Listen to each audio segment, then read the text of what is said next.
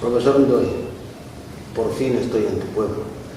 Yo te acojo con mucho calor y con mucha simpatía. Estoy en tu pueblo y me gusta. Yo creo que vendría a vivir aquí. Sí, nosotros de acá te vamos a acoger con las manos abiertas, con las manos tendidas, te vamos a erguir. Sí, muchas gracias. Pero claro, para venir pues tendría que empezar a presentarme para que los senegaleses sepan quién soy realmente. Yo solo sé que no soy nadie. Sé que me llaman Justo Bolequia Bolecá, que soy profesor de la Universidad de Salamanca desde hace ya más de 25 años y que hago muchas cosas, entre ellas escribir literatura, escribir ensayos, ser profesor de lengua francesa, de lengua española, de lingüística, cuento cuentos, recito poesías, soy padre, soy concubino, soy amigo, yo qué sé lo que soy.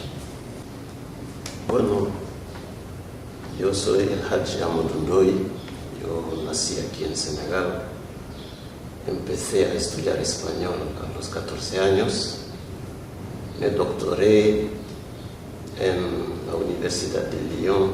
En aquel entonces el sistema educativo francés era bastante exigente. Nos exigían 2 tesis. La primera mía versó sobre un brasileño, Jorge Amado, y la segunda versó sobre la narrativa canaria del 70. Los canarios son vecinos nuestros y claro, llegar a Canarias es mucho más fácil que llegar a la península o a América Latina, aunque yo tenga mucho interés por la península y por América Latina. Yo terminé el doctorado en el 75. Volví a Senegal el 19 de noviembre de 1975, un día antes de que muriera Franco. Y desde el año 1975 yo doy clases de español en la Universidad Cheikh Anta Diop de Dakar, sin interrupción. Llevo ya 36 años dando clases y si Dios quiere me voy a jubilar el año próximo. Es un currículum enorme, profesor. Bueno, Dios ha querido que haya sido algo continuo, sin salir de la enseñanza. Toda mi vida yo la he pasado dando clases. Entonces podemos decir que yo, siendo de Guinea Ecuatorial y él, siendo de Senegal, somos hermanos por la lengua española, porque es la lengua de trabajo que él tiene desde el año 75, que empezó a aprender desde los 14 años, y yo nací en esa lengua, ¿no? A pesar de ser neuroafricano. Yo soy aprendiz porque hasta los 14 años no sabía español. Empecé a aprender en el instituto cuando yo estaba en el año 3º y solo empecé a aprender español a partir de esta edad. Pero antes mi oído había estado muy acostumbrado a escuchar español por los sonidos que nos vinieron del Caribe: el merengue, el cha-cha-cha, el danzón, la guaracha. Y la gente de mi generación, los sesentones, tuvimos ganas de aprender español para entender lo que decían aquellos cantantes, que nos hacían menear el esqueleto y que nos daban muchísimo placer. Qué bonito, sí, qué bonito. Son aspectos que ya no se ven hoy día, es decir, estas canciones antiguas, pero la generación de ahora tiene otras cosas en las que basarse para escoger el español, aprender el español. Sí, pero este estímulo sigue porque Senegal es un país muy salsero. Tú no has tenido la oportunidad de salir un poco, pero si miras la televisión, cada cadena tiene un momento para poner música salsa. Cada radio tiene también un momento para poner música salsa. Y existen muchos grupos de Senegal que tocan salsa. Claro, el que canta no siempre entiende español, imita lo que piensa haber oído, pero también estimula para que la gente siga en contacto con este idioma. Y a veces los colegas sacan textos estos para estudiarlos en clase con sus alumnos. Y entonces estoy viendo que la sociedad senegalesa, la multisociedad senegalesa, al tener este interés hacia la salsa, el merengue, etcétera, los bailes, los sudamericanos, etcétera, está manifestando su hermanamiento a nivel de la lengua, al igual que usted y yo tenemos manifestado nuestro hermanamiento no solamente a nivel de la lengua, sino a nivel de nuestra profesión, porque somos profesores, los dos estamos enseñando.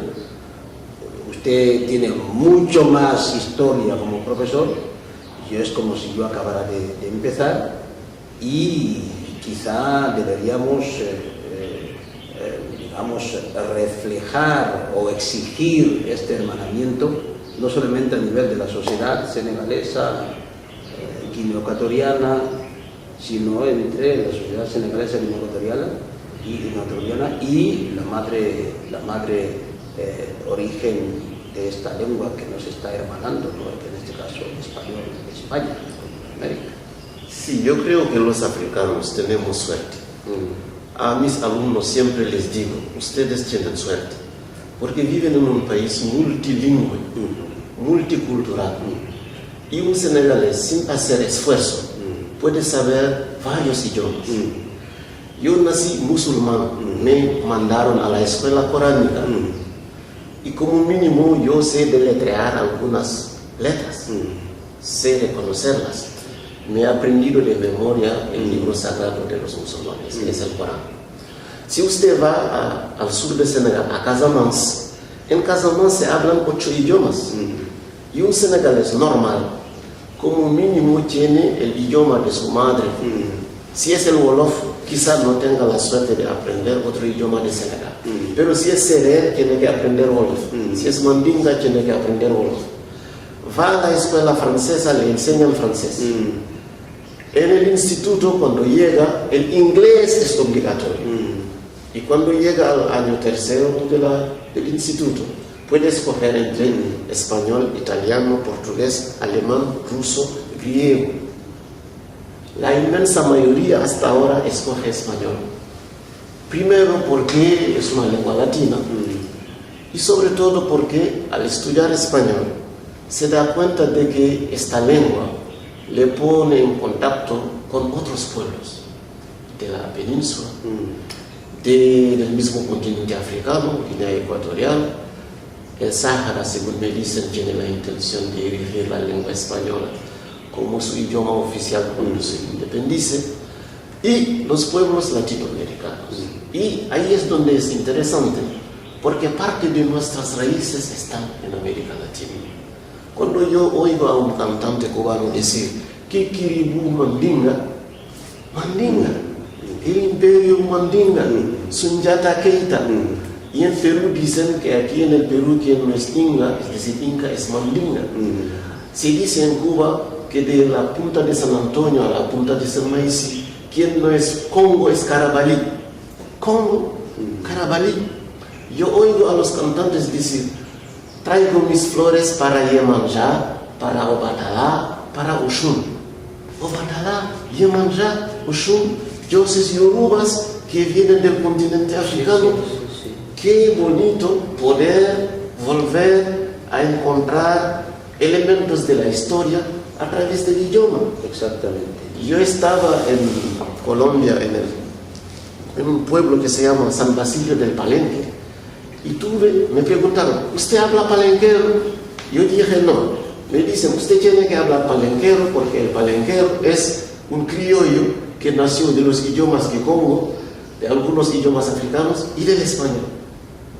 Y yo me di cuenta de que aprender español te abre mundos, te abre periodos de la historia, te permite hablar con la gente, llegar a los pueblos, llegar a sus corazones y hablar con un sinnúmero de personas que al fin y al cabo te va a enriquecer, te va a enseñar cosas que tú no sabías. Entonces hemos acertado proponiendo el tema del español como lengua de hermanamiento docente e interétnico, intercultural, porque a través del español estamos y quizá reaprendiéndonos a nosotros mismos, estamos redefiniendo nuestras identidades, estamos tratando de seguir el camino que siguieron nuestros antepasados que fueron llevados a las Américas como trabajadores, esclavos y esas cuestiones. Y me está diciendo que los senegaleses, o cualquier senegalés, en cualquier senegalés, ya con una formación, encontramos 5 idiomas, 5 lenguas. Bueno, la escuela le puede dar tres idiomas, francés, inglés y otro idioma. Y puede contar con los idiomas propios. 5. Y si es musulmán y si aprende bien, puede tener la oportunidad de saber algo de árabe. Entonces podemos decir que el bilingüismo del que tanto se habla en Europa vive en África. Es decir, los africanos, sin saberlo, practican el bilingüismo. Porque un chico de Senegal, que es tukuleur, habla tukuleur con su padre y su madre en casa, va a buscar el pan en wolof y escucha la radio en francés. Y si tiene inquietud, puede seguir una película en inglés, una película en español o una película en alemán si le interesa. Pero sin enterarse. Eso es. Porque el mandinga tiene que hablar wolof porque el idioma mayoritario es el wolof. Eso sí. El seré tiene que hablar wolof porque el idioma mayoritario es wolof. Pero escucha la radio, tú vas y compras un periódico, viene en francés. Es decir, vivimos en estas lenguas, algunos somos conscientes, otros menos. A mis estudiantes que se quieren especializar, yo les digo siempre, por favor, ustedes tienen suerte. Y cada vez, por ejemplo, que encontramos un refrán, yo lo pongo en la pizarra en español. Y les digo, el sereno, ¿cómo diría este refrán en su idioma? El mandinga, ¿cómo lo diría? Este refrán, ¿cómo se traduciría al francés? Para que cada uno vea que cada idioma tiene una manera distinta de construir, porque tiene una manera distinta de concebir. Y hay mucho que aprender a partir de los idiomas. Sí, muchísimo. Me estoy dando cuenta de que eso que nos dicen generalmente de que el africano es un ser con culturas improductivas o culturas estériles, entonces es mentira. Nos han querido vender esa moto de que no, porque estamos viendo africanos altamente inteligentes, porque el uso de la lengua significa pues manifestación de una identidad, de una cultura, de un conocimiento, porque no se puede aprender la lengua sin hacer ese esfuerzo intelectual, aunque sea un esfuerzo intelectual inconsciente. O sea, sí, pero como decías tú ayer, hay muchas cosas que son inconscientes. La gente no se entera. Pero si tenemos la suerte de estar en un aula, de estar con estudiantes, les podemos explicar muchas cosas a partir del idioma. Yo siempre les doy el ejemplo siguiente.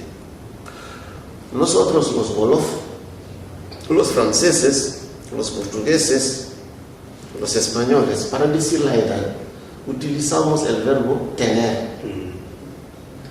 En wolof yo digo, amna fukki at ak juróom. El español dirá, yo tengo 15 años. El portugués va a decir, tengo 15 años. Y yo me he dado cuenta de que los ingleses dicen, I am 15 years old. Yo soy 15 años. Pero aquellos ingleses están locos. ¿Cómo expresar la edad con el verbo ser?